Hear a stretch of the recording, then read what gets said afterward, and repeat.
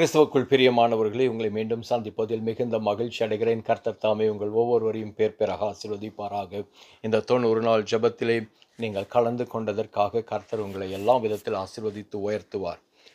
இன்று நான் உங்களோடு ஒரு சில வார்த்தைகளை மன்னிப்பை குறித்து நான் பகிர்ந்து கொள்ள ஆசைப்படுகிறேன். இயேசு கிறிஸ்து நமக்கு கொடுத்திருக்கிற மன்னிப்பு என்ன என்பதை குறித்து நாம் பார்க்க போகிறோம்.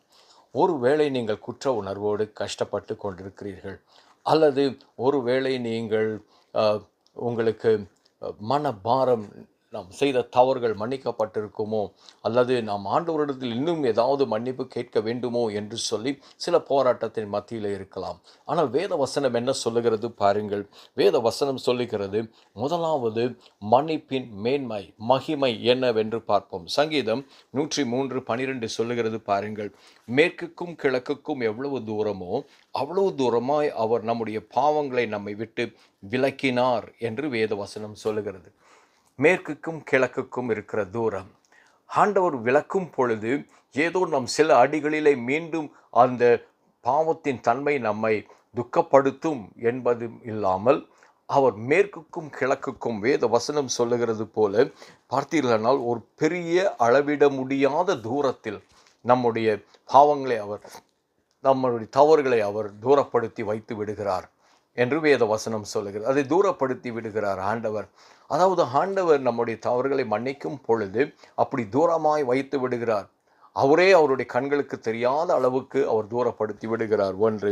இரண்டாவது பாருங்கள், வேத வசனம் சொல்லுகிறது, அவர் நம்முடைய முழு மன்னிப்பின் வாக்குறுதியை நமக்கு தருகிறார்.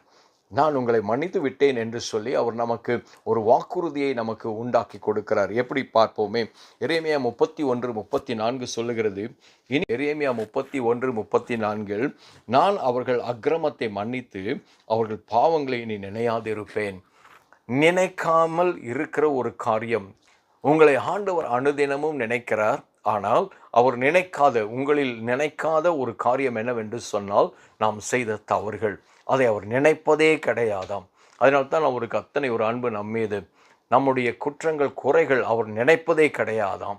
வேத வசனம் சொல்லுகிறது, நான் நினைப்பதே இல்லை என்று சொல்லுகிறார். என்ன அருமையான தேவன் நமக்கு இருக்கிறார் பாருங்கள். மூன்றாவது பாருங்கள், வேத வசனம் சொல்லுகிறது, அவருடைய கிருபையின் வல்லமை, மன்னிப்பின் கிருபையின் வல்லமை குறித்து மீகா 7:19 சொல்லுகிறது. வேத வசனம் சொல்லுகிறது, அவர் திரும்ப நம்மேல் இறங்குவார், நம்முடைய அக்கிரமங்களை அடக்கி நம்முடைய பாவங்களை எல்லாம் சமுத்திரத்தின் ஆழங்களில் போட்டு விடுவார். அவர் திரும்ப நம்மேல் இறங்குவார் என்று சொன்னால் பாருங்கள், கடந்த வாரம் நான் தவறு செய்தேனே, நான் ஆண்டவரிடத்தில் போய் மன்னிப்பு கேட்டேன். இந்த வாரமும் கிட்டத்தட்ட அதே போல தான் தவறும் செய்கிறேன். இன்று எனக்கு ஆண்டவர் இறங்குவாரா? வேத வசனம் சொல்லுகிறது, அவர் திரும்பவும் இறங்குவார். அவர் திரும்பவும் இறங்குவார்.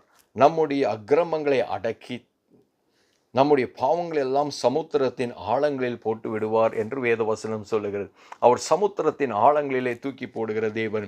அடுத்தது பாருங்கள், வேத வசனம் சொல்லுகிறது, கடவுளின் மன்னிப்பின் தனித்தன்மை, ஆண்டவருடைய மன்னிப்பின் தனித்தன்மை என்ன? வேத வசனம் சொல்லுகிறது பாருங்கள். மீகா 7:18 படிக்கிறேன். வேத வசனம் சொல்லுகிறது, அவர் அக்கிரமத்தை பொறுத்து மீறுதலை மன்னிக்கிற தேவருக்கு ஒப்பான தேவன் யார்? நம்முடைய மீறுதலை மன்னிக்கிற ஒப்பான தேவன் யார் என்று வேத வசனம் சொல்லுகிறது. அதாவது நம்முடைய தேவனை காட்டிலும், நம்முடைய தேவனை தவிர யாருக்கும் நம்முடைய பாவங்களையோ தவறுகளையோ மன்னிப்பதற்கு அதிகாரம் இல்லை என்று வேத வசனம் சொல்லுது. வேறு யார் உண்டு என்று வேத வசனம் நம்மை பார்த்து ஒரு கேள்வியை கேட்கிறது பாருங்கள். ஏனென்றால் அவர் மட்டுமே மன்னிப்பை வழங்கக்கூடியவர். கிறிஸ்து மட்டும்தான் மன்னிப்பை வழங்கக்கூடியவர். அதனால் வேத வசனம் சொல்லுகிறது, வேறு யார் இருக்கிறார்கள்? நமக்கு நம்முடைய தேவன் மட்டும்தானே இருக்கிறார் என்று வேத வசனம் சொல்லுகிறது. கடைசியாக பாருங்கள், வேத வசனம் இந்த மன்னிப்புக்கெல்லாம் அடித்தளம் என்ன? ஏன் இந்த மன்னிப்புகளை எல்லாம் ஆண்டவர் சொல்லுகிறார்? ஒவ்வொன்றாக சொல்லி கொண்டு வருகிறார். ஏன் சொல்லுகிறார்? ஏன் தைரியமாய் ஆண்டவர் சொல்லுகிறார், உங்களுடைய பாவங்களை மன்னித்து விட்டேன், உங்களுடைய அக்கிரமங்களை நான் கடலுக்கு அடியிலே போட்டு விட்டேன், அந்த கடல் அதை உய்ந்து கொள்ளும், கிழக்குக்கும் மேற்குக்கும் என்று ஆண்டவர் இனி உங்கள் அக்கிரமங்களை நினையாதிருப்பேன் என்று சொல்லுவதற்கு காரணம் என்ன என்று பார்த்தால், நீங்கள் ஏசாயாவின் புஸ்தகம் 53:6 வசனத்திற்கு நாம் போவோம். அதை நான் படிக்கிறேன் பாருங்கள். நாம் எல்லோரும் ஆடுகளைப் போல வழி தப்பி திரிந்து அவனவன் தன் வழியிலே போனோம். கர்த்தரோ நம் எல்லோருடைய அக்கிரமத்தையும் அவர் மேல் விழப்பண்ணினார். இப்பொழுது வேத வசனம் சொல்லுகிறது, அவனவன் தன் வழியிலே போனோம். நாம் ஒவ்வொருவரும் ஒவ்வொரு நாளும் நம்முடைய வழிகளிலே போகிறோம்.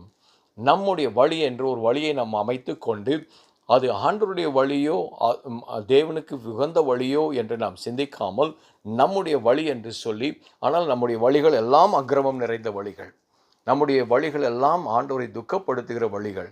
இப்பொழுது வேத வசனம் சொல்லுகிறது, வழியிலே போனோம், நம்முடைய வழியிலே அவன் தன் தன் வழியிலே போனோம். கர்த்தரோ நம் எல்லோருடைய அக்கிரமத்தையும் அவர் மீது விழப்பண்ணினார். நேற்று நீங்கள் செய்த அக்கிரமம், இன்று செய்கிற அக்கிரமம், நாளைக்கு நீங்கள் செய்யக்கூடிய சில தவறான காரியங்கள் எல்லாவற்றையும் இயேசு கிறிஸ்துவின் மீது வேத வசனம் சொல்லுகிறது, ஆண்டவர் விழப்பண்ணினாராம். எல்லாவற்றையும் விழப்பண்ணினார். அதனால்தான் வேத வசனம் சொல்லுகிறது, நம்முடைய தேவன், நம்முடைய பரமபிதா நம்முடைய அக்கிரமங்கள் எல்லாவற்றையும் எடுத்து இயேசு கிறிஸ்துவின் மீது அவர் சுமத்தி விட்டார் என்று வேத வசனம் சொல்லுகிறது. அதனால்தான் நாம் அந்த மன்னிப்பை நாம் இன்று மகிழ்ச்சியோடு அனுபவிக்கிறோம். கிறிஸ்துவுக்குள் பிரியமானவர்களே, உங்களுடைய இருதயம் உங்களை குற்றப்படுத்தினால் கிறிஸ்துவுக்கு நேராக திரும்புங்கள். உங்களுடைய துக்கம் உங்களுடைய அக்கிரமங்கள் உங்களை துக்கப்படுத்தினால் கிறிஸ்துவுக்கு நேராய் திரும்புங்கள். ஒரு வேளை வேத வசனம் சொல்லுகிறது, ஆண்டவரிடத்தில் ஆர்க்கினை தீர்ப்பு இல்லை. ஆனால் உங்களுக்கு குற்ற உணர்வு உங்களை வாட்டும் பொழுது கிறிஸ்துவண்டை திரும்புங்கள். காரணம், அவரிடத்தில் பூரண மன்னிப்பு உண்டு. அவர் அதற்கப்புறம் நினைக்கவே மாட்டார். நீங்கள் மீண்டும் அவருக்கு முன்பாக போய் நின்றீர்களானால் ஒரு புதிய சிருஷ்டி மாதிரிதான் இருப்பீர்கள் என்று வேதவசனம் சொல்லுகிறது. நாம் ஜெபிப்போமா? என் அன்பின் தகப்பனே, ஒரு வேளை உம்முடைய பிள்ளைகள் குற்ற உணர்விலே துடித்து கொண்டிருக்கலாம். இப்பொழுது நான் ஜெபிக்கிறேன், அவர்களுக்கு இந்த மன்னிப்பின் மாண்பை நீர் அவர்களுக்கு வெளிப்படுத்தும். அவருடைய இருதயத்தில் நீர் பேசும். அந்த கரைகளை நீக்கி போட்டு அவர்களை சந்தோஷப்படுத்தும். உம்மிடத்தில் இருந்து மட்டும்தான் மன்னிப்பு வரும் என்பதை அவர்கள் அறிந்து உம்மை நோக்கி பார்க்கும் பொழுது அவர்களுக்கு நீர் மன்னிப்பை கொடுத்து சந்தோஷப்படுத்தும். ஏனென்றால் வேத வசனம் சொல்லுகிறது, எங்களுடைய அக்கிரமங்கள் எல்லாம் உம்மீது பிதாவானவர் சுமத்தி விட்டார் என்று. அதனால் எல்லாவற்றையும் நீர் சுமந்து விட்டீர். நாங்கள் உம்மை நன்றியோடு துதிக்கிறோம். ஆசீர்வதியும். இயேசு கிறிஸ்துவின் இணையற்ற நாமத்தினால் ஜெபிக்கிறோம் பிதாவே. ஆமேன், ஆமேன், ஆமேன்.